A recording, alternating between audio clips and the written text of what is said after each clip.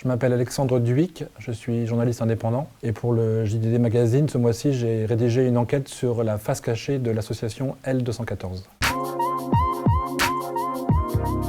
Le but de cette association, c'est de dénoncer les conditions qu'elle estime inadmissibles d'élevage, de transport, les conditions de travail dans les abattoirs.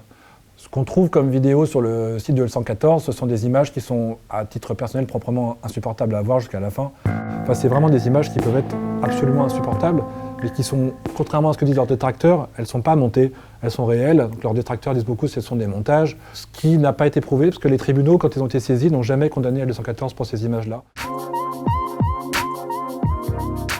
En fait, il y a un double discours. Le discours essentiel, c'est on est contre la maltraitance animale. Ce qu'il y a derrière, c'est non pas la fin de l'élevage intensif, comme ils le disent beaucoup dans leurs discours et dans leurs propos, mais c'est de l'élevage tout court. Et en fait, ce que beaucoup d'éleveurs leur reprochent, c'est de dire ils font l'amalgame entre l'industrie de l'agroalimentaire, l'élevage intensif, et l'élevage qui, lui, peut être tout à fait respectueux de la vie d'animal. Alors c'est un couple qui s'appelle Brigitte Gauthier et Sébastien Arsac. Sachant que lui, il est petit-fils de boucher et d'éleveur. Quelqu'un me dit dans l'article, lui, c'est un repenti du saucisson. C'est quelqu'un qui adorait la charcuterie et qui un jour s'est dit, il faut que j'arrête d'en manger. Puis après, ils ont arrêté de manger du poisson, puis du fromage, et puis des produits laitiers, etc. Ils se sont engagés dans ce combat de façon d'abord un peu amateur, ils le disent eux-mêmes, et puis un jour, ils se sont dit, il faut qu'on professionnalise notre lutte. Ce qu'ils ont fait en créant L214 en 2008. Et puis, ils ont réussi parce que l'association, il y a 10 ans, comptait à peu près 1000 adhérents. Là, ils sont à plus de 52 000. Ils ont fait bouger les choses. C'est-à-dire que même les gens qui ne les aiment pas reconnaissent que des lois ont été votées grâce à L114, des établissements ont été fermés sur décision préfectorale, des arrêtés ont été pris suite aux vidéos qu'ils ont postées sur les réseaux sociaux. Donc, d'une certaine manière, si on prend leur point de vue, ils ont tout à fait réussi et leur combat ne se termine pas parce qu'aujourd'hui, comme je vous le disais, ils sont plus dans une démarche d'interdiction de l'élevage avec des éleveurs qui ont vraiment peur pour leur avenir professionnel et pour l'avenir de leur profession. Les difficultés que j'ai rencontrées, c'est de pousser un peu les gens à rester un peu mesurés dans leurs propos. Chez L114, on est dans un discours, alors pas chez les deux responsables de L114, mais chez plutôt des militants, un discours qui va aller jusqu'à parler de nazis pour les éleveurs, et dans un vocabulaire très outrancier, et puis des actions coup de poing qui peuvent parfois briser la vie des gens, et parfois y compris quand on se trompe de cible, comme c'est leur cas.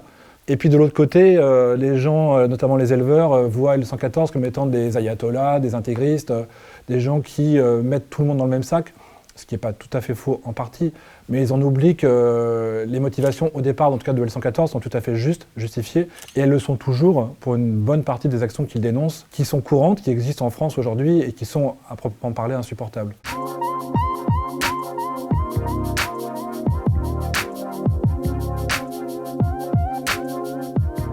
L114 s'inscrit dans cette mouvance-là à travers une revue qui s'appelle les Cahiers antispécistes. Quand on plonge dans cette revue, quand on lit pas mal d'articles, ce que j'ai fait moi, on tombe sur des choses assez curieuses où la gazelle qui se fait manger par le lion, c'est mal. Donc on va proposer, ça c'est écrit noir sur blanc, au lion de manger des croquettes végétales.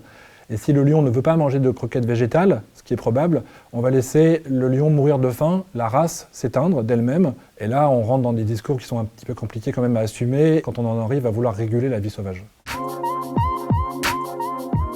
Quand je vais acheter de la viande, ce que je fais de temps en temps quand même, j'essaie d'aller dans des boucheries, dans des établissements où je sais que la viande est de bonne qualité, qu'elle provient d'élevage respectueux de l'environnement. Mais oui, quand on voit ce genre de choses, notamment pour la volaille, pour le foie gras, pour des choses qu'ils ont dénoncées, qui ont conduit à des établissements qui ont été fermés, ça interroge. C'est obligé que ça interroge parce qu'il se passe vraiment des choses qui sont proprement inadmissibles.